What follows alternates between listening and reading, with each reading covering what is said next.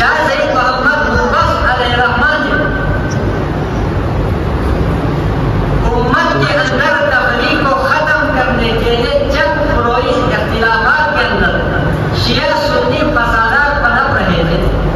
ہاتھ کو باندھ کر پڑھنے اور چھوڑ کر پڑھنے کے مسئلے پہ گردنیں کٹ جاتی ہیں، پاؤں دھونے اور مسح کرنے جیسے فروعی مسئلے پر صدیوں تک جنگیں ہوتی ہیں، آمین بالجہر پڑھنی ہے یا آمین بالسر پڑھنی ہے، اس طرح کے چھوٹے چھوٹے فروعی مسئلہ بنا کر امت مسلمہ کے اندر بڑی دور تک جنگیں قتل و غارت کری ہوتی رہی۔ اسی اثنا میں شاہ سید علیہ الرحمن نے 3 بنیادی موٹو امت مسلمہ کو دیا۔ یہ بھی ہمیں یاد رکھنے کی ضرورت ہے کہ شاہ سید علیہ الرحمن نے نوربخشیہ جیسی الگ فرقے کی بنیاد نہیں رکھی، کہ ہم وہ بدبخت قوم ہے کہ جنہوں نے شاہ سید علیہ الرحمن جیسی ہستیوں کی تعلیمات کو نچوڑ کر اپنے ایک الگ فرقے فخر سے کہتے ہیں کہ ہم نے خیر نوربخشیہ سے۔ اتنی دکھ کی بات ہے کہ جس عظیم ہستی کے ماننے کے ہم دعویدار ہیں، اس ہستی نے 3 چیزوں کو اپنا موٹو تحریک بنایا۔ امت مسلمہ کے اندر اختلاف انتشار کو ختم کرنے کے لیے شاہ سید علیہ الرحمن نے جو پیغامات ہم تک دیے تھے، ہم نے ان کو سائڈ لائن کر کے پھر سے اپنے اپنے مفادات کی جنگ کے لیے اپنے اپنے مفاد کے سے ریلیٹڈ جو چیزیں تھیں ہم ان کو لے لیا، باقی اصل تعلیمات تھی ان کو ہم نے چھوڑ دیا۔ پہلی چیز شاہ سید علیہ الرحمن نے احیاء سنت کا نعرہ لگایا۔ آج کے دن نوربخشی ایسے جوان ہیں جو سنت کے نام سے واقف ہیں، سنت کا نام سن کر ہمارے لوگ اجنبیت محسوس کرتے ہیں، کتراتے ہیں کہ یہ سنت کیا چیز ہے، کہیں یہ سنی سے ملتا جلتا ہے کہ سنیوں کی کوئی چیز تو نہیں ہے۔ یہ ہمارے مائنڈ لیول بن چکا ہے، یعنی رسول اللہ کی سنت کو ہم نے فرقواریت کا ایک نعرہ بنا دیا۔ شاہ سید علیہ الرحمن نے احیاء سنت کا علم بلند کیا اور اس طرح کے فروعی اختلاف کے اندر بہترین انداز میں فیصلہ کیا کہ ان فروعی اختلافات میں ضرورت اس عمل کی ہے، آپ نے نماز پڑھنی ہے، ایک اللہ رب العزت کی بارگاہ میں جھکنا اصل مقصد ہے۔ آپ ہاتھ باندھ کے پڑھیں یا ہاتھ چھوڑ کے نماز پڑھیں،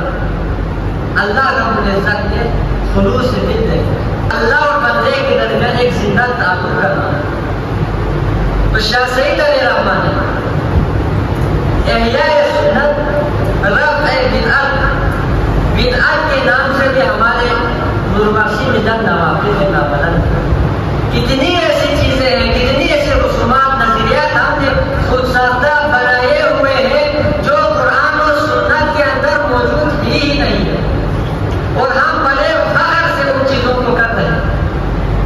اللہ رب العزت نے خاتم النبیین کے ذریعے قرآن و سنت چھوڑ دیا،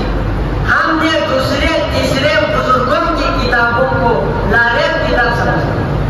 اگر ہم ان میں تحقیق کرنے کی طرف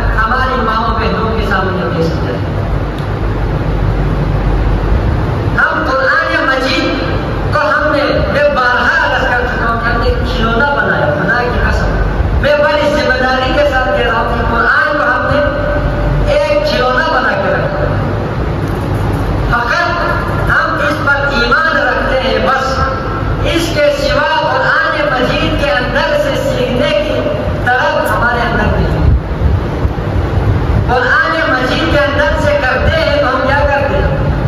کسی چیز کو بیان کرنا ہو، اپنی من پسند نظریات کو پیش کرنا ہو، قرآن مجید کی آیات کو سیاق و زبان سے ہٹا کر توڑ مروڑ کر اپنی منمانی تعویلات کر کے تحریفات تک کر کے ہم عوام کو پیش کر رہے ہیں. آگے سے عوام کا رسپانس یہ ہے کہ ان کے کاموں پر جو تک نہیں رہے، یعنی وہ یہ کراش چیک تک نہیں کرتے کہ آج کے شدید دور میں جس قدر ہمارے نوجوان کو ایجوکیشن کے اندر ترقی کر رہے ہیں، ایجوکیٹڈ ہو رہے ہیں، یہ تو سو کار